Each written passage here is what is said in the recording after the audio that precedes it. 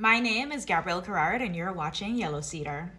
I don't know if a lot of you noticed, but the Virgin Islands played a role in the space race that happened in the 60s. Now, in order for me to tell the story, we gotta do a little bit of historical backdrop, so bear with me. In the 1960s, several world powers, the United States, Russia, and China, most notably, had a race to space. And the idea was that the country that could cement their control over space and satellites would be the country that would be a world power.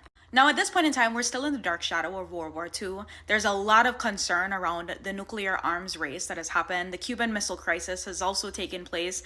And in general, the Soviet Union and the United States have never had more tension. And so the United States devised a plan called the Manned Orbital Project, where they would send astronauts to the space.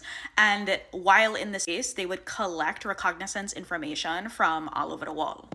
This would end up becoming a very secret space program that actually wouldn't be declassified until 2015. Now, in order to get astronauts to space, they realized that they had to solve a couple of challenges. And one of those challenges was they didn't quite know how living in a zero gravity environment would affect the human body. Not only that, but they wanted to train their astronauts to be able to live in a zero gravity environment for long periods of time. In the late 60s, Governor Ralph Paiwansky of the Virgin Islands, of course, was approached by General Electric, who was one of the fund sources of this project, to allow an underwater lab to be set up in the Virgin Islands. The idea is that an underwater environment was a neutrally buoyant environment, and they wanted to simulate what that zero gravity experience could possibly feel like. Governor Paiwansky obviously obliged, and Virgin Islanders like Alvin White were put on the project to support the building of this underwater lab. It would take 9 months to complete this underwater lab. It was launched off the Waiko dock on the island of St. Thomas, and then it was towed all the way to Buck Island, St. Thomas, about 30 miles off the shoreline, and then it was set there.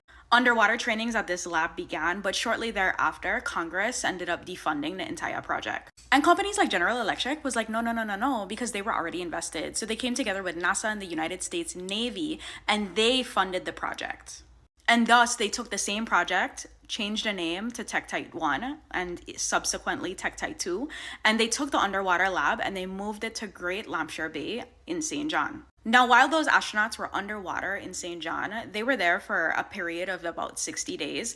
They were collecting information about the marine ecosystem and environment, as well as recording necessary coral data and native species data in our underwater environments. And while this is happening, they are also simultaneously collecting information about their blood levels, blood toxicity, decompression, if there's any type of oxygen poisoning that's happening. And this information would become really pertinent to what would eventually become space exploration. Another notable facet about this project is that there was a contingent of women, it was an all-women group, that were put in this underwater lab to do their own training, and this became the first all-woman underwater research team, like ever. This project would be considered a wild success, as evidently we did end up in space. And for the inquiring minds that want to know, this underwater lab is no longer in use or in Great Lampshire Bay, St. John. My name is Gabrielle Querrard, and you're watching Yellow Cedar.